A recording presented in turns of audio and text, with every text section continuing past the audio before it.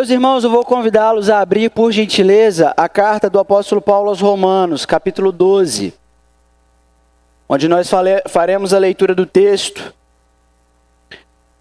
Capítulo 12 da carta de Paulo aos Romanos, nós leremos o primeiro e o segundo versículo da palavra.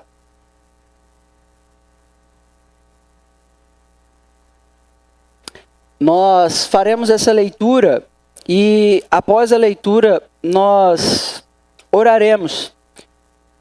Pediremos a Deus que Ele fale conosco. Nós precisamos muito dessa graça de Deus, de que Ele fale conosco, de que Ele fale ao nosso coração.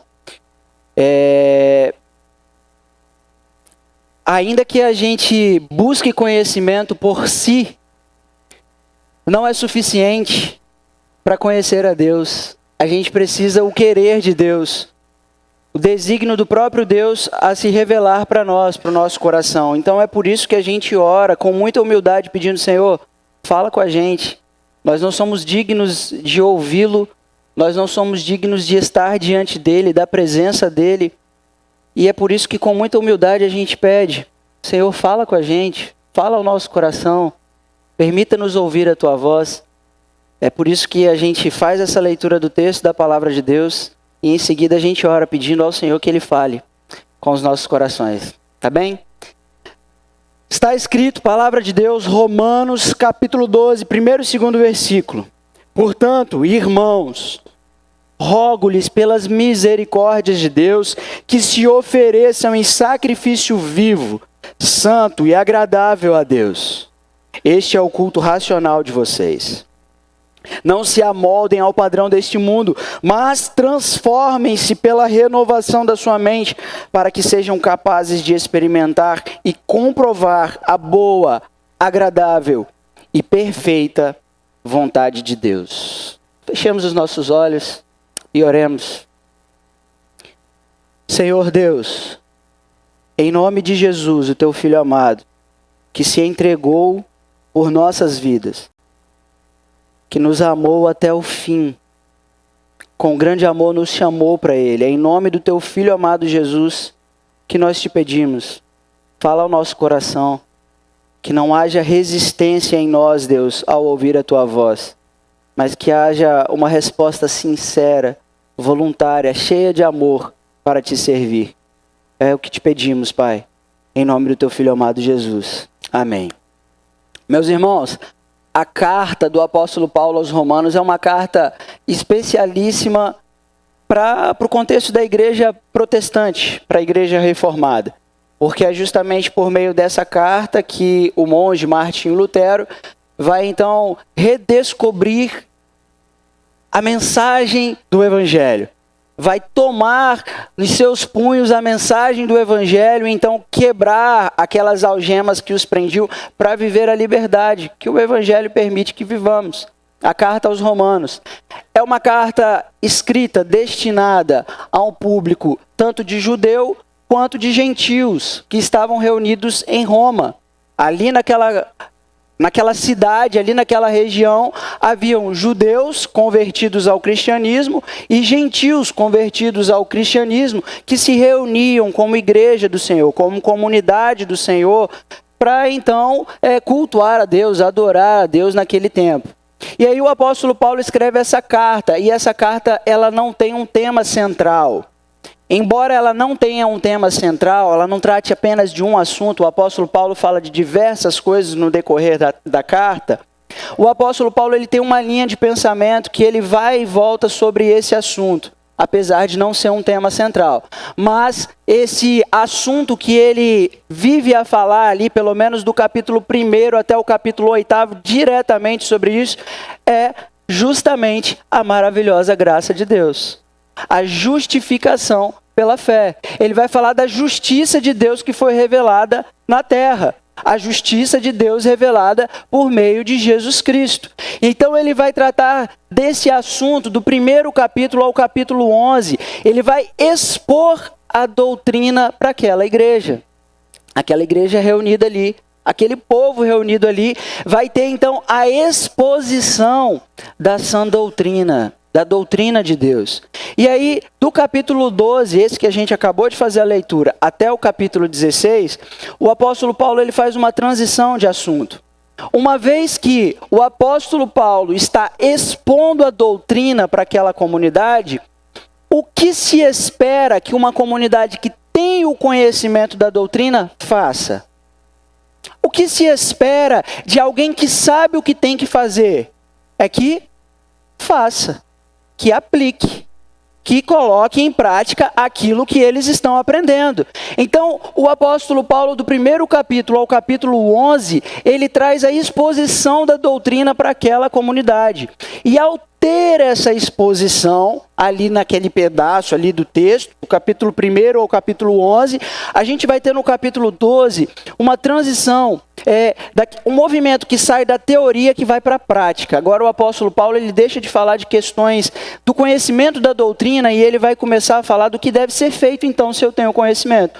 O que se espera de uma comunidade que tem o conhecimento da doutrina, da sã doutrina, da justificação pela fé, que tem o conhecimento da salvação que vem de Deus, é que eles vivam essa salvação, que eles vivam segundo aquilo que está sendo ensinado, a doutrina, a sã doutrina do Evangelho. Então no capítulo 12, o apóstolo Paulo ele começa então a fazer aplicações que fazem parte da vida prática, o que se espera de uma comunidade que tem conhecimento da sã doutrina, da palavra de Deus. Então, diante disso, eu gostaria de trabalhar justamente esse tema aqui hoje, nessa noite.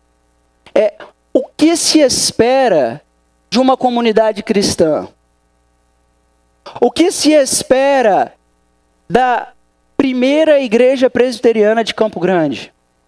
O que se espera da sua casa, da sua vida, da sua família? Você que tem o conhecimento do Evangelho de Jesus Cristo, você que tem recebido a sã doutrina, o que se espera da comunidade? Em primeiro lugar, o que se espera da comunidade cristã é que a comunidade cristã viva para Deus. Não menos do que isso. O que se espera de uma comunidade que recebe a doutrina, que recebe a sã doutrina do Evangelho, em primeiro lugar é que ela viva para Deus. Olha o que está escrito no primeiro versículo. Rogo-lhes, irmãos, pelas misericórdias de Deus, que se ofereçam em sacrifício vivo, santo e agradável a Deus. A tradução aqui do texto, na NVI, ela omitiu a tradução da palavra corpo, que aparece na ARA, por exemplo, talvez a tradução que você tenha em mãos. A palavra corpo aqui no texto, ela dá a ideia do que a gente quer compreender que o apóstolo Paulo estava dizendo. A palavra corpo tem a ideia de totalidade. Ele não fala entregue um membro do seu corpo. Ele fala entregue o seu corpo a Deus. É a totalidade do seu ser. Quem você é, o que você faz, tudo deve ser oferecido a Deus. Entregue a Deus. De um modo prático, o que o apóstolo Paulo está rogando para aquela comunidade, está rogando para as nossas vidas, é que nós entreguemos na nossa totalidade tudo a Deus. Entregue tudo a Deus. As nossas vidas sejam, na abrangência do nosso ser, sejam vividas diante de Deus. Agora, a gente ouve falar de sacrifício aqui no texto. Qual gênero de sacrifício nós estamos falando? O texto mostra pra gente sacrifício vivo, santo e agradável a Deus. Sacrifício vivo, aqui nós temos um contraste, porque o apóstolo Paulo traz um elemento do Antigo Testamento, agora para a comunidade cristã, e quando ele fala de sacrifício, que é o que acontecia no Antigo Testamento, quando os animais eram apresentados naqueles rituais de Israel, do povo de Israel, ele traz essa ideia aqui para o texto de sacrifício. E o que nós devemos pensar de imediato através da palavra sacrifício? Sacrifício evoca a ideia de morte, mas a gente percebe um contraste no texto, que o apóstolo Paulo está falando de sacrifício vivo. O que é sacrifício vivo, então, em questões práticas? que o apóstolo Paulo está querendo trazer para a comunidade cristã, está querendo trazer para as nossas vidas hoje. É que a ideia aqui é para mostrar que existe um pano de fundo por trás da minha vida. Tudo que nós fazemos, tudo que nós somos, tem por trás a história do sacrifício de Jesus. Tudo o que eu sou, tudo o que eu faço, tem como pano de fundo o sacrifício de Jesus. A história de Jesus, a vida de Jesus. Aqui a ideia é que existe um pano de fundo na história da nossa vida. E esse pano de fundo é a história de Jesus Cristo. É o sacrifício de Jesus. Tudo o que eu sou, tudo o que eu faço, tem por trás a história de Jesus. O que Jesus experimentou como sofrimento vicário no meu e no seu lugar. Olha para o que está escrito, por exemplo, em Romanos capítulo 6, versículos 13 e 14. Acho que vai ser projetado aí para a gente. Romanos capítulo 6, versículos 13 e 14. Está escrito: não ofereçam os membros do corpo de vocês ao pecado, como instrumentos de injustiça. Antes, ofereçam-se a Deus, como quem voltou da morte para a vida, e ofereçam os membros do corpo de vocês a Ele, como instrumentos de justiça, pois o pecado não os dominará, porque vocês não estão debaixo da lei, mas da graça. Essa ideia de sacrifício vivo é que a totalidade do meu ser, os membros do meu corpo, tudo o que eu sou, o que eu faço, a abrangência do meu ser deve ser entregue a Deus. A minha vida, o meu cotidiano, tudo o que eu faço no meu dia a dia, deve ter como pano de fundo a história de Deus. Enquanto eu vou, enquanto eu volto, o que está por trás desse ir e vir da minha vida tem a história de Jesus por trás, regendo os meus movimentos, a minha vida prática, o meu dia a dia. O segundo gênero de sacrifício que a gente encontra no texto é o sacrifício santo. Lembre-se da escolha dos animais, que a exigência para a escolha dos animais a serem sacrificados no Antigo Testamento. No livro de Levítico vai dizer que o animal ele tinha que ser puro ou impuro. Ele podia ser machucado, ferido, ele podia ser manco, alguma coisa desse tipo. Nós sabemos que o tipo de animal a ser apresentado deveria ser sem manchas, sem mácula, perfeito diante de Deus. A ideia aqui, meus irmãos, é de uma necessária santificação das nossas vidas. Porque tudo o que eu faço, o meu ir e vir, deve ser um ir e vir santo. Eu tenho por trás da minha vida a história de Jesus me guiando, me regendo. Então, necessariamente, nós devemos ser identificados pela pureza, pela santificação. A gente precisa, nesse caso, abster-se de imoralidade, de tudo aquilo que causa mancha dentro da comunidade, dentro da minha vida, seja onde quer que eu esteja. Hebreus capítulo 12, versículo 14. Se for projetado, a gente pode ler também. Esse texto de Hebreus diz assim: esforcem-se para viver em paz com todos e para serem santos. Esforcem-se para serem santos. Sem santidade, ninguém verá o Senhor.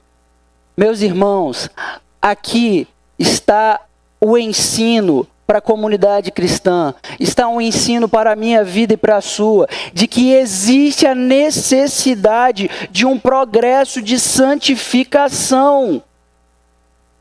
Eu preciso ter uma vida santificada. É como se a bandeira da igreja, a nossa bandeira fosse santificação e progresso, o lema. Porque eu me santifico diariamente, continuamente, porque o que se espera da igreja é que ela viva para Deus. E de que maneira? Não na imoralidade no dia a dia, Não na perversão do seu dia a dia e das suas conversas, mas de maneira santa diante de Deus. O terceiro tipo de sacrifício que o apóstolo Paulo fala do estilo de vida que se requer da comunidade cristã que vive para Deus é o sacrifício agradável. O que agrada a Deus? Nós regulamos a nossa vida de acordo com a vontade de Deus. A nossa vida, ela é regulada pelo que o Espírito de Deus deseja. E não tem como saber, não tem como conhecer o que o Espírito deseja, senão pelas Escrituras.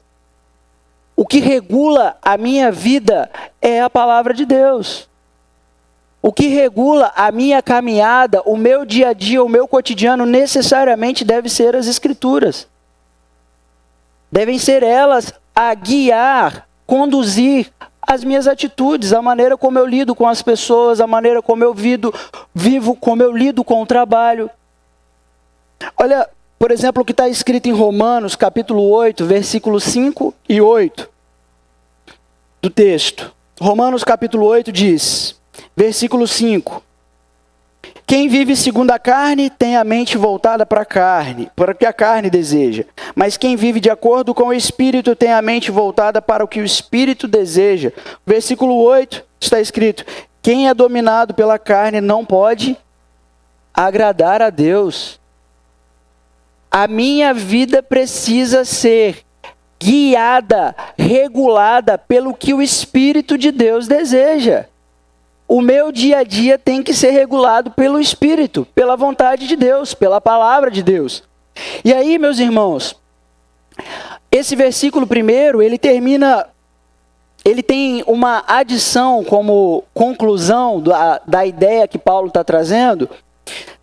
Ele tem a seguinte adição: este é o culto racional de vocês. O João Calvino, ele entende isso como uma adição que Paulo está fazendo para enfatizar aquilo que ele acabou de dizer sobre a totalidade da entrega, uma vida para Deus. Então, o que significa essa ênfase que ele está falando aqui? Este é o culto racional de vocês. Ele está falando do modus operandi da vida cristã.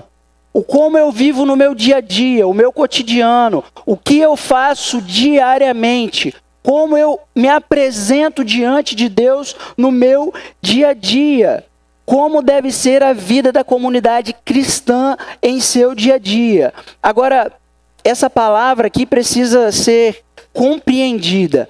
Culto, ela precisa ser compreendida por nós, porque a Bíblia nunca chama aquela reunião dos cristãos de culto. Como a Bíblia chama a reunião dos cristãos?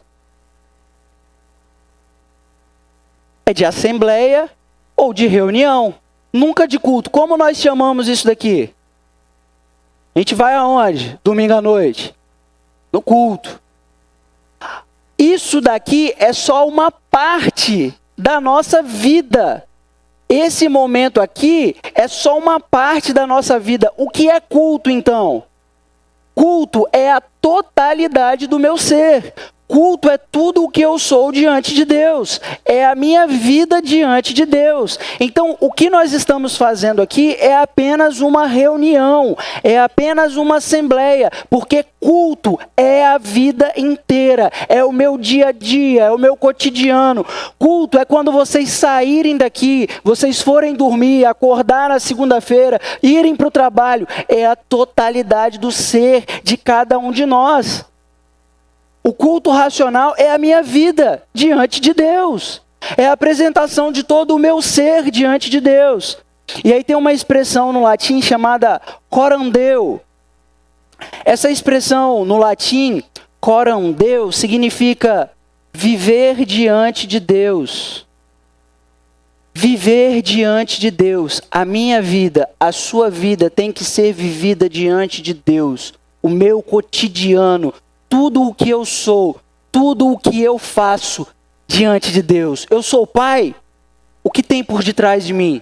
Um pano de fundo com o sacrifício de Jesus.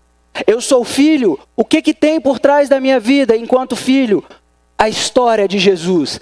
Eu sou marido, o que existe por trás da minha vida enquanto marido? A história de Jesus. Eu sou funcionário, eu sou patrão, o que eu sou, o que eu faço? Tem por trás de mim a história de Jesus, o que Jesus Cristo fez na cruz pela minha vida, a entrega dele pela minha vida, a totalidade de Deus. Deus se entregou totalmente para evocar de nós o quê? A nossa totalidade, a nossa entrega total a Ele. Eu me entrego totalmente a Deus como Ele se entregou totalmente a mim. Nós o amamos porque Ele nos amou primeiro. Se nós nos entregamos totalmente é porque Ele primeiro se entregou por nossas vidas. Para que nós vivêssemos o quê? 1 ou 2 dias da semana de culto? Não. A totalidade do meu ser. A totalidade da minha vida para Ele. Tudo que eu sou, tudo que eu faço para Deus. Diariamente, o que se espera da comunidade cristã é que ela viva para Deus. Com todo o seu ser. A sua totalidade sendo entregue para Deus. O que tem de pano de fundo na minha e na sua história é o sacrifício de Jesus. Por isso nós vivemos a vida do Filho de Deus. Por isso a minha vida não é mais a minha, mas é a vida do Filho de Deus. Repare o que Paulo diz na carta aos Gálatas, capítulo 2. Já não sou eu quem vivo, mas é Cristo que vive em mim. Esse viver que eu tenho agora, eu vivo pela fé no Filho de Deus. O que se espera da comunidade cristã é que ela viva para Deus, de maneira agradável. E como é a maneira agradável? Tendo a vida do Filho de Deus, que se entregou por nós, que muito nos amou e que se entregou pelas nossas vidas. Então, o que esperar da comunidade cristã diante do conhecimento do Evangelho? Diante do conhecimento da doutrina que nós temos recebido, o que se espera? Em segundo lugar, que ela não se amolde ao padrão deste mundo. O que se esperar da comunidade cristã? Que ela não se amolde ao padrão deste mundo. Olha para o que está escrito no versículo 2. Não se amolde ao padrão deste mundo. A palavra que nós traduzimos por amolde, ela tem a ideia de assimilação. Ela tem a ideia de ter a mesma mente, o mesmo caráter. A mesma mente ou o mesmo caráter. De que ou de quem? Do mundo. Então, não tenha o mesmo caráter, a mesma mentalidade que existe nesse mundo, porque existe um padrão. E quando nós traduzimos a palavra padrão, nós estamos falando de uma forma estabelecida, uma forma determinada, para que eu e você vivamos. O que o apóstolo Paulo está dizendo é, não viva segundo a forma desse mundo, o modelo que existe nesse mundo. A comunidade cristã, ela tem uma nova forma de vida apresentada para ela. E não é, de maneira nenhuma, a deste mundo que esse versículo nos exorta. Esse versículo nos exorta que, na verdade, existe uma maneira de viver que Deus rejeita. Existe um estilo de vida em que Deus não se agrada e que Ele rejeita, que Ele despreza e que não é o jeito dEle, não é o padrão dEle. Isso é muito sério. É sério demais para a igreja. Porque a igreja ela tem doutrina. A igreja tem doutrina, a igreja tem um padrão. E que padrão é esse? Que doutrina é essa? É do cidadão celestial. É daqueles que estão sendo chamados para viver segundo, não este mundo, mas segundo o céu. Nós devemos viver na terra como? No céu. Não é essa a oração que o Senhor Jesus nos ensina? a fazer? Que venha o teu reino, que seja feita a tua vontade, assim na terra como no céu, que seja feita a vontade de Deus na igreja. Que a igreja viva como cidadãos celestiais, como um povo que pertence a Deus, e não como um povo que está sendo doutrinado por este mundo, pelo padrão deste mundo. A gente vive na terra como se deve viver no céu. Totalidade do nosso ser para Deus. Tudo que eu sou para Deus aqui na terra. Já. Existe uma maneira de viver, através desse versículo, que deve ser, portanto, evitada. Gente, isso aqui é sério. Existe uma maneira de viver que deve ser evitada. No primeiro século, um poeta chamado Júnior Juvenal, ele escrevendo críticas para Roma, para o estilo de vida de Roma, ele escreveu o seguinte: todos somos facilmente ensinados a imitar o que é vil e depravado. Todos somos facilmente ensinados a imitar o que é vil e depravado. No primeiro século ele estava falando isso, e hoje a gente fala com os meninos, assim, quando chega da escola aprendendo aquelas coisas ruins. Diz, coisa ruim você aprende rápido, né? A gente não fala assim? Os meninos chegam da escola falando aquelas besteiras, essas coisas ruins você logo aprende, não é isso? O que a gente está olhando aqui para a análise que ele faz daquela sociedade? É que o que é depravado nós facilmente imitamos. Nós fazemos isso com facilidade. E aqui é um ponto para a gente pensar. Por exemplo, linguagem obscena. Isso faz parte da comunidade cristã? É o padrão celestial? Os rapazes, por exemplo, os homens, quando fazem um grupinho e começam com um tipo de conversa que é carregado de imoralidade, de perversidade. Não existe nada diferente do que está em Gênesis capítulo 6. Uma geração má, perversa. Nada mudou, o coração da gente é o mesmo.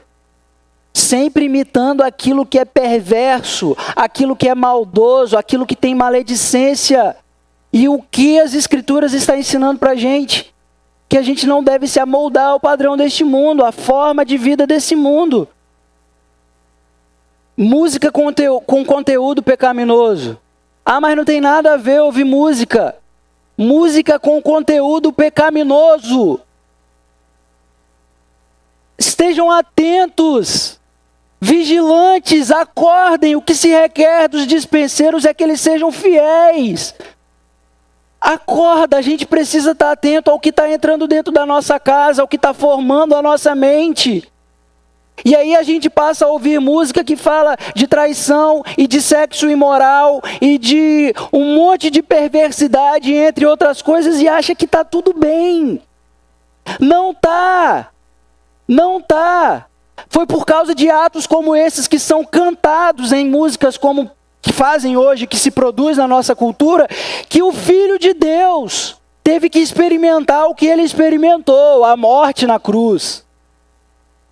E isso faz parte de um molde, faz parte de algo que está sendo estabelecido e vendido para a gente, e que a gente consome e acaba consumando isso depois. Olha para a sua vida, faz esse exercício para aquilo que você é e você faz no seu dia a dia, e olha se aquilo que você assiste no TikTok, no Instagram, no YouTube, nas séries, se essas coisas que você está assistindo não são como espelho para a sua vida. Se de repente aquilo que você está vendo não é aquilo que você está reproduzindo no seu dia a dia. Aquilo que você está ouvindo, se aquilo não é o que você está reproduzindo no seu dia a dia. Isso precisa ser, no mínimo, refletido pela igreja. Porque o que se espera de uma igreja que tem doutrina é que a igreja seja praticante da doutrina. Que a igreja viva por meio dessa doutrina. Porque a igreja tem um padrão. Esse padrão foi estabelecido por Jesus. E não é para afrouxar.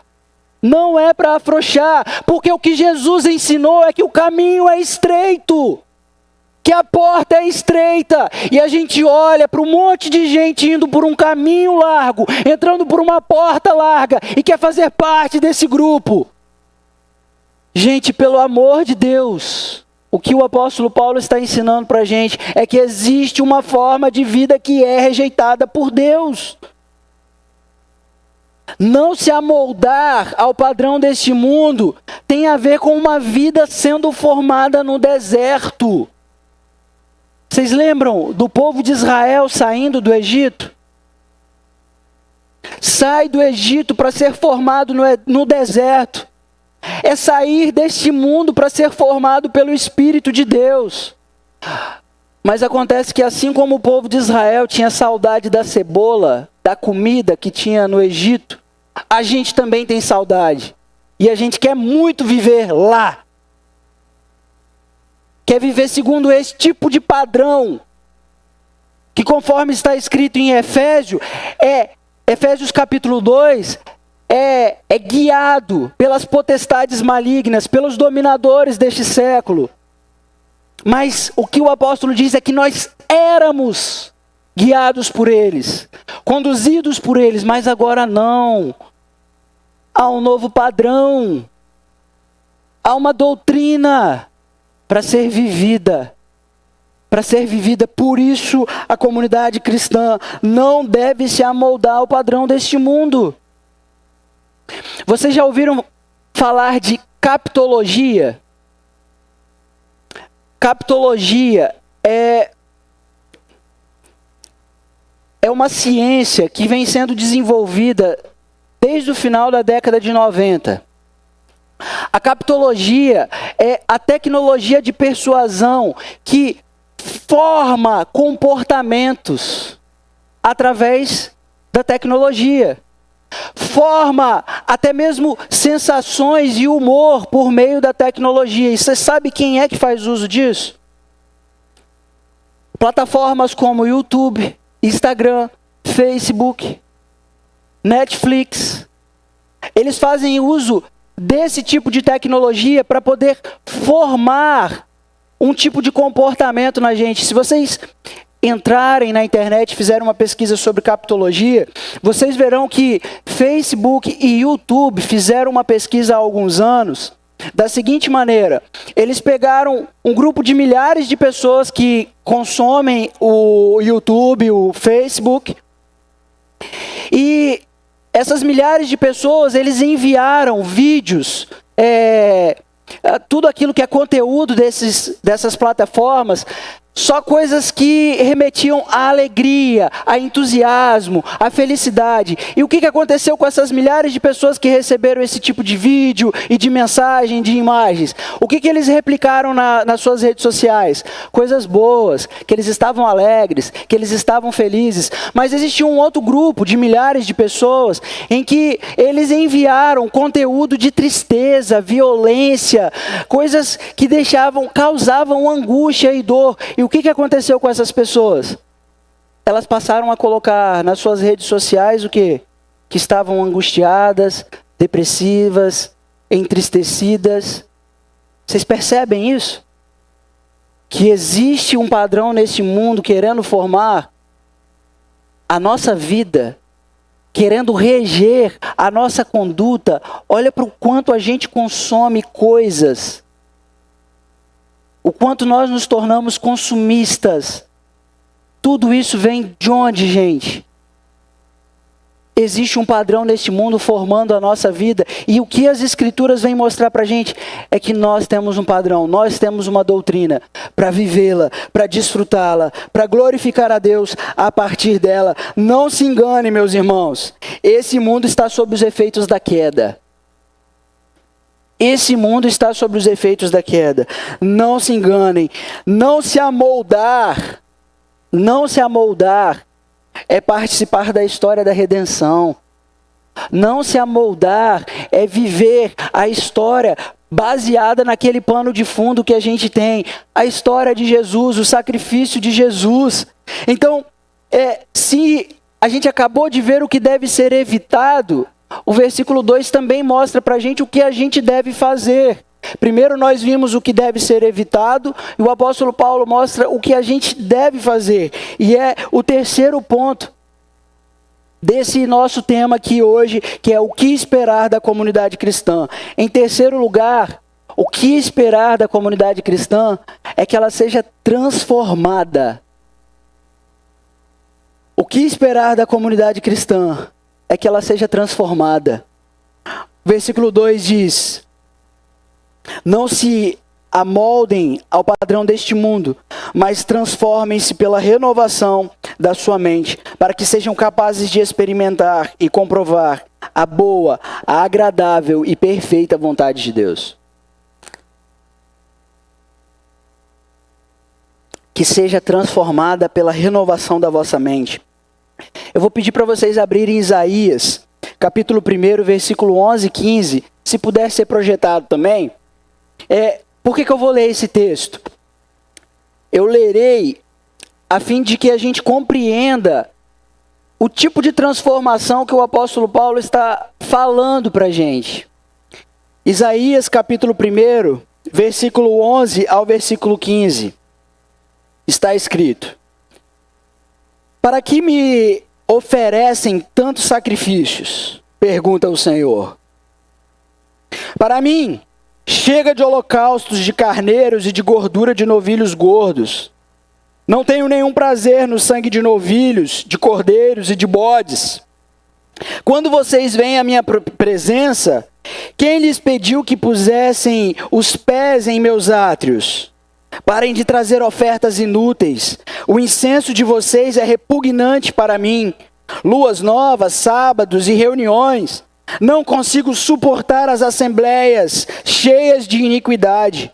Suas festas da lua nova e suas festas fixas, eu as odeio. Tornaram-se um fardo para mim. Não as suporto mais. Quando vocês estenderem as mãos em oração, esconderei de vocês os meus olhos. Mesmo que multipliquem as suas orações, não as escutarei. As suas mãos estão cheias de sangue.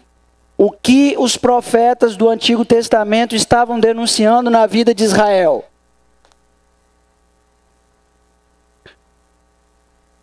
Era atividade religiosa?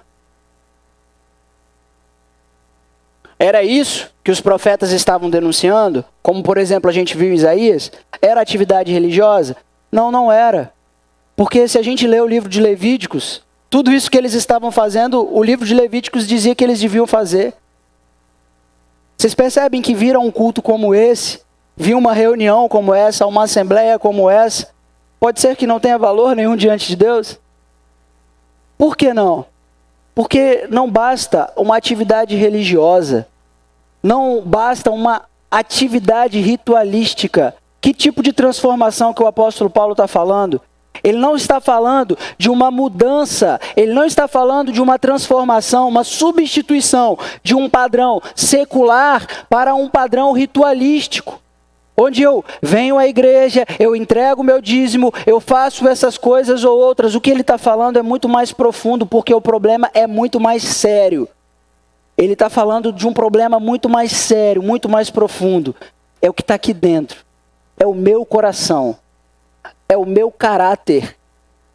É a minha vida que precisa ser transformada. E essa transformação é poder do alto. É poder do céu. É a manifestação de Deus para transformar a minha realidade, transformar a minha vida. Esse tipo de transformação não é uma transformação ritualística. Não é que você vai parar de ir para um bar, para ir para a igreja. Não é isso apenas. Ele está falando de uma mudança do interior. Uma mudança de pensamento, porque o problema de Israel não eram os atos ritualísticos, o problema de Israel era o seu interior, o seu coração de pedra, um coração endurecido, que não se dispunha a obedecer a Deus, a viver segundo a vontade de Deus. O problema de Israel não era ritual, o problema de Israel era a vida. O problema de Israel não era os cultos lá que eles faziam, como a gente chama aqui hoje. O problema de Israel era o cotidiano deles, a vida deles.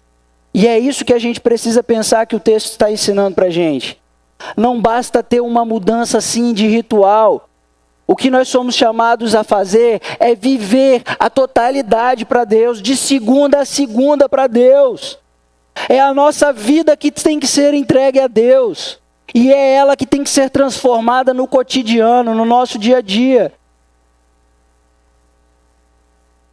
É muito mais profundo, é uma mudança do nosso interior. É o corpo e a mente sendo transformado pelo poder do Evangelho. Então a palavra aqui talvez seja engajamento em relação a essa transformação que o apóstolo Paulo diz. Por quê? Vejam só, a palavra que nós traduzimos por transformai-vos aí no texto, ou como nós lemos aqui agora, transformem-se.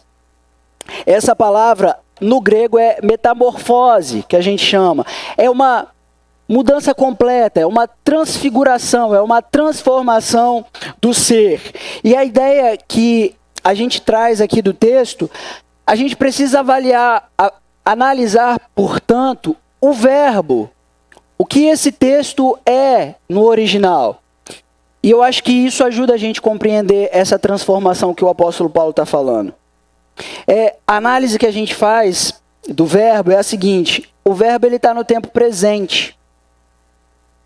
O que indica que se trata de uma transformação contínua. Não é que eu sou transformado agora com essa mensagem, eu vou embora para casa com essa transformação. Ele está falando de uma transformação contínua. Isso quer dizer que quando você sair daqui, você deve continuar sendo transformado. E quando você chegar em casa, você deve continuar sendo transformado. E amanhã, quando você acordar, levantar para ir para as suas funções, para as suas atividades, o que tem que acontecer? Você precisa continuar sendo transformado. É essa a ideia do texto. E aí, o segundo aspecto que a gente analisa do texto é que ele está na voz passiva. E o que significa estar na voz passiva? É que não é uma atividade do ser. Ou seja, não sou eu mesmo que sou transformado por mim. Eu preciso do Espírito de Deus. Porque é o Espírito de Deus que faz, quem opera, quem transforma o meu ser, quem transforma a minha vida. Aí você pode então enfiar a mão no bolso agora e dizer, então se é o Espírito de Deus eu vou esperar. Mas quando a gente faz uma análise do texto, a gente vê que esse verbo, ele está no modo imperativo. Se está no modo imperativo, é uma ordem para a minha vida, é uma ordem para a sua vida, é uma ordem para a comunidade. O que significa que isso daqui, saber que é o Espírito que transforma a nossa vida, não exclui de nós a responsabilidade. Eu tenho responsabilidade nessa transformação. Porque como é, afinal, que o Espírito opera sobre o meu coração? Opera sobre minha vida? Através da palavra. Se é através da palavra, e eu disse que a palavra talvez para a gente aqui seria engajamento, o que nós precisamos? Engajar com o estudo das Escrituras, com conhecer mais da doutrina, porque é a doutrina que transforma a nossa vida por meio do Espírito Santo. É o poder do Espírito que opera sobre nós enquanto nós aprendemos, enquanto nós conhecemos o Evangelho. O texto é a história. A história vai dizer pra gente que o Agostinho não é o Agostinho Carrara, não é o Agostinho, o filósofo cristão, um dos maiores da história. A história diz que o Agostinho estava numa tarde, sentado no jardim, e então ele ouvia crianças cantando. O Agostinho não era cristão. Agostinho viveu por volta do 4º século. Ele não era cristão. E aí ele ouvia crianças cantando. Toma e lê. Toma e lê. Era uma musiquinha da época. E então o Agostinho, ele, movido por aquela música, ele se levantou, foi até dentro da sua casa e ele pegou um escrito, um papel como esse que tinha um trecho da carta de Paulo aos Romanos, capítulo 13, versículos 13 e 14, que está escrito: comportemo-nos com decência, como quem age à luz do dia, não em orgias e bebedeiras, não em imoralidade sexual e depravação, não em desavença e inveja, ao contrário, revistam-se do Senhor Jesus Cristo e não fiquem premeditando como satisfazer os desejos da carne. Ao ler isso, a história diz que esse homem se rendeu aos pés de Jesus.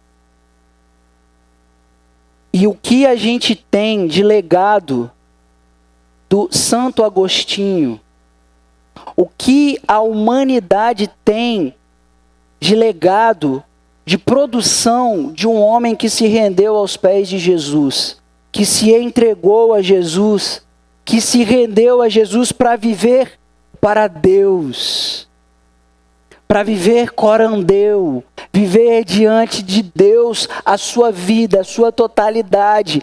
Que tipo de legado essa igreja vai deixar para a humanidade? Que tipo de legado? Se nós entregarmos a nossa vida na totalidade para Deus, o que se espera, meus irmãos, é que Deus faça grandes coisas através da nossa vida, através dessa igreja, através de mim e de você, numa vida de total entrega. Então, o que a gente pode propor se o Espírito age por meio da palavra? Estudo coletivo, estudo individual, tempo para aprender a doutrina. Dia de quarta-feira a gente está aqui lendo a Bíblia. Você pode juntar com alguém na sua casa para ler a Bíblia. Deixa um pouco o celular, deixa um pouco a televisão, deixa um pouco a Netflix, um pouco não, deixa muito esse negócio. E se aplica em conhecer o Evangelho, em conhecer mais da doutrina, a encher a sua mente, a encher o seu coração de textos bíblicos. Leia a Bíblia com os seus filhos, leia a Bíblia com a sua esposa, decore versículos. Faça isso, senta na mesa para comer e decore um versículo, fale daquele texto. Aplique isso no seu dia a dia. Como que a gente aplica isso no dia a dia, doutrina no dia a dia? Aconteceu alguma coisa ruim no meu trabalho, eu agi de uma maneira grosseira com alguém, eu faço uma reflexão, cara, eu não devia ter agido assim. Isso é aplicar. É pegar a doutrina e falar assim, eu fiz errado, não era para ser assim. O que eu tenho que fazer agora? É voltar lá, pedir perdão. O meu filho me viu errando, me viu vacilando. Ô meu filho, você viu aquela hora o que eu fiz? Eu errei. O que a palavra de Deus nos ensina? Então, eu agi mal, meu filho, porque a palavra de Deus ensina assim. Então, o que eu devo fazer? Vocês estão entendendo? A gente conversa, a gente aplica com as coisas que acontecem no nosso dia a dia. A gente traz a Bíblia para o nosso relacionamento com a família. E é justamente isso que Deus requeria de Israel. Deuteronômio capítulo 6. Que isso fosse conversado na mesa, fosse conversado quando estivesse indo para lá, quando estivesse vindo para cá, quando você estiver indo para a escola, voltando da escola com o menino, esteja falando da palavra de Deus, ensinando. E isso daqui, gente, não é blá blá blá, não é lero lero, é coisa séria, porque está escrito na palavra de Deus. É a vontade de Deus que a gente conheça Ele. A boa, agradável e perfeita vontade de Deus é aqui, a partir das Escrituras, a partir da doutrina. E é isso que se espera de mim e de você, que se espera da nossa vida. Como a gente leu aqui no versículo 2, capazes de experimentar e comprovar a boa, agradável e perfeita vontade de Deus. Como eu posso fazer isso? Lendo, ouvindo, me engajando em conhecer isso daqui, gente. Em conhecer as Escrituras. Eu preciso me envolver, porque é responsabilidade minha. E é o Espírito que age sobre o meu coração, transformando o meu ser, fazendo de mim nova criatura. Experimentem. Experimentem. Dediquem-se a isso. Eu quero concluir com uma seguinte questão. Nós vimos falando até agora sobre o que esperar da comunidade cristã. O que esperar da comunidade cristã, o que esperar da minha vida, o que esperar da sua vida. E aqui, a gente olhando para o texto do apóstolo Paulo, nós vimos aqui no texto do apóstolo Paulo 3 perspectivas, 3 pontos que se deve esperar da igreja. Que a igreja viva para Deus em sua totalidade, que eu e você vivamos para Deus em nossa totalidade. Isso tem a ver com o nosso cotidiano. A gente viu aqui no texto que o que se deve esperar da comunidade cristã é que ela não se amolde ao padrão deste mundo, que ela seja inconformada ao que existe hoje nesse mundo. Em terceiro lugar, nós vimos aqui que a igreja precisa ser transformada pela renovação da vossa mente, pela renovação da nossa mente, do que nós somos, do nosso ser. E aí, a pergunta é, por que se deve esperar isso da comunidade cristã? Por que eu devo esperar essas coisas da vida de vocês? Por que devemos esperar isso da comunidade cristã? Versículo 1.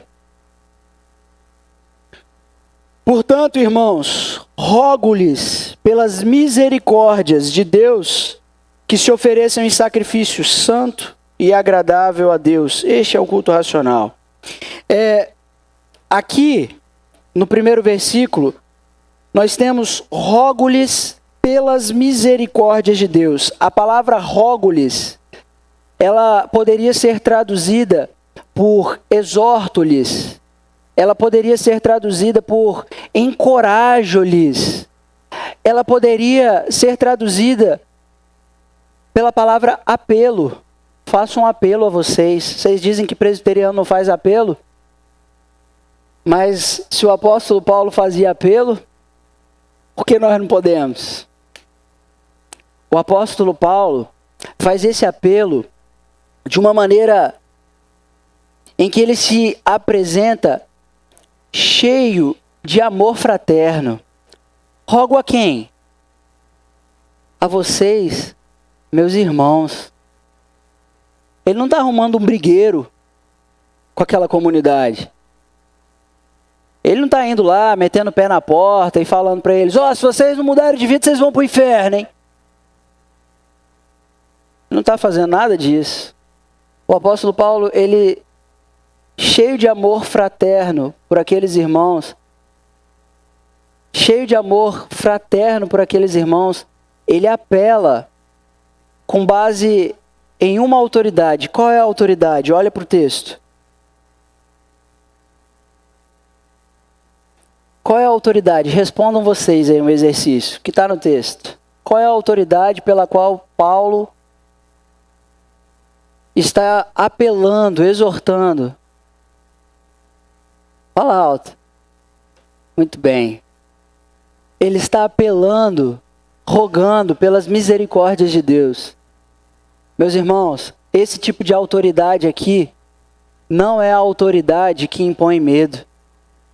Não é aquela que diz que se você não fizer, que se você não viver assim, você vai para o inferno. Essa autoridade aqui não é aquela que faz medo. Por quê? Porque essa autoridade aqui é aquela que se demonstra com amor, que se demonstra com misericórdia, se demonstra entregando o seu filho e ele sendo rasgado, moído ao meio, em nosso lugar, por nosso favor.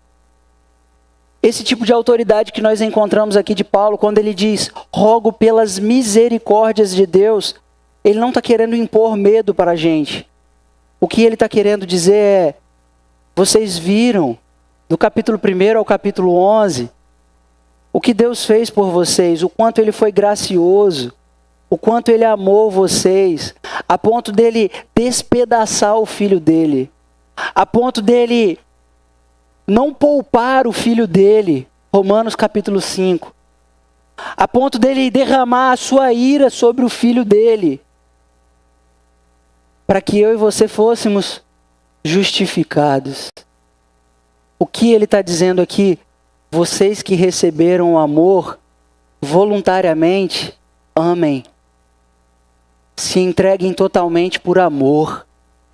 Se entreguem totalmente por amor.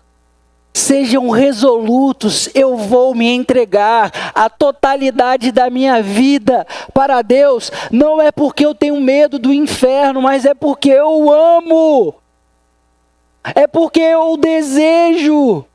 Se eu venho à igreja, se essa aqui faz parte de uma parte da minha vida, eu venho porque eu desejo conhecer o meu Senhor. Eu estou aqui porque eu o amo, porque Ele me amou primeiro. E é por isso que eu não aceito o padrão deste mundo. É por isso que eu vivo aqui na terra como no céu. É por isso que eu sou transformado por essa doutrina. O meu ser é transformado. É porque Ele me amou primeiro. É porque Ele se entregou por mim. E eu o amo. E eu o amo. Aqui não é um apelo para que a gente tenha medo. O que o apóstolo Paulo está apelando para que a gente viva, segundo as Escrituras, não é por medo, mas é com base naquilo que Jesus fez por nós. Fez por mim e por você. Vou chamar aqui o Ministério de Louvor.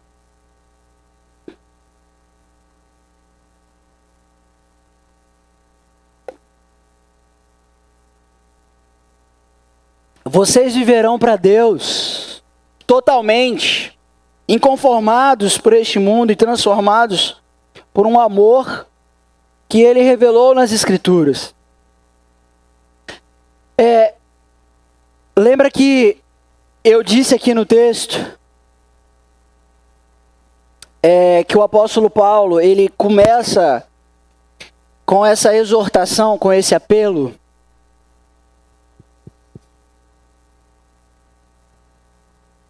Portanto, irmãos, rogo-lhes pelas misericórdias de Deus, exorto vocês, apelo para que vocês façam assim, para que vocês vivam assim. Eu exorto vocês para que vocês vivam assim. A pergunta que eu faço é: qual é o fruto da exortação? O fruto da exortação na vida cristã é a obediência. Porque quando Deus nos exorta, o que Ele espera é que sejamos corrigidos. O que se espera com esse apelo do apóstolo Paulo para a sua vida, para a minha vida, para essa comunidade, é que a gente viva a totalidade para Deus. O que se espera é que a gente não se conforme com este mundo, com o padrão deste mundo. Que a gente não viva segundo o padrão deste mundo. E que a gente seja transformado continuamente. Que o nosso ser seja transformado continuamente. O que se espera desse apelo é esse fruto. Obediência. Obediência.